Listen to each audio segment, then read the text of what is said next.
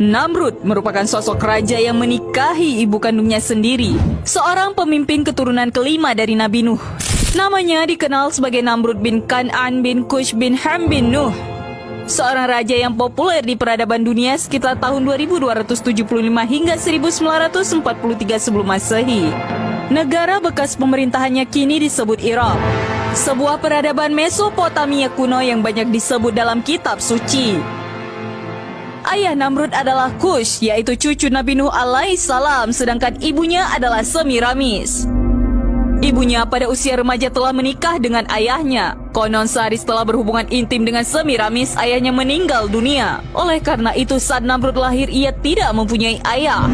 Ibunya adalah seorang wanita yang cantik dan bijaksana. Setelah ia lahir, konon dia tidak pernah disentuh oleh manusia dan Namrud dianggap sebagai anak yang suci. Ini telah menambah keyakinan Namrud bahwa ia adalah anak Tuhan. Raja Namrud telah dianugerahi dengan daya intelektual yang tinggi dan menjadi ahli dalam berbagai bidang seperti seni desain, matematika, dan ilmu falak.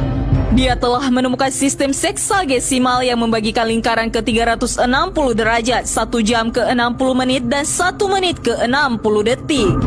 Selain itu, dia menetapkan bahwa satu hari dibagi menjadi 24 jam, setiap jam ke 60 menit, dan 1 menit ke 60 detik.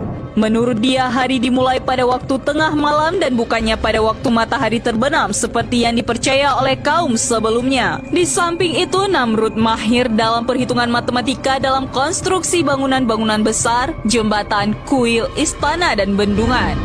Antara lain kontribusinya adalah konstruksi sistem saluran irigasi dan lembah Tigris dan Euphrates. Dialah orang pertama yang menggunakan batu bata dari tanah liat yang dibakar sebagai bahan bangunan. Bahkan Namrud terkenal sebagai arsitek Menara Babel, yaitu bangunan pencakar langit yang pertama di dunia. Sayangnya, sebagai seorang ateis, dia telah menyalahgunakan kemampuan itu untuk menyesatkan rakyatnya.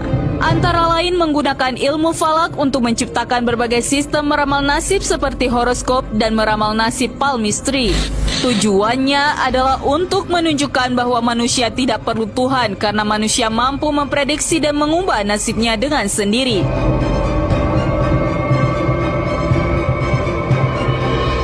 Selain itu, ia membangun banyak bangunan dan berhala yang megah dan indah agar manusia kagum dengan kehebatan ciptaannya sendiri. Menara Babel yang berarti pintu gerbang yang sempurna merupakan kuil di mana pendeta-pendeta memuji Namrud.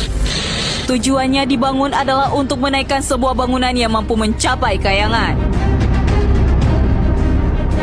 Menurut buku sejarah para rasul dan raja, pada abad ke-9 oleh ahli sejarah Islam terkenal Al-Tabari, menara tersebut telah dihancurkan oleh Allah Subhanahu wa Ta'ala. Awalnya para pendahulunya menggunakan satu bahasa, yaitu bahasa Suryani, tetapi ia memecahnya ke 72 bahasa yang berbeda. Akibatnya mereka tidak dapat berkomunikasi satu sama lain dan tidak dapat melanjutkan pembangunan menara tersebut.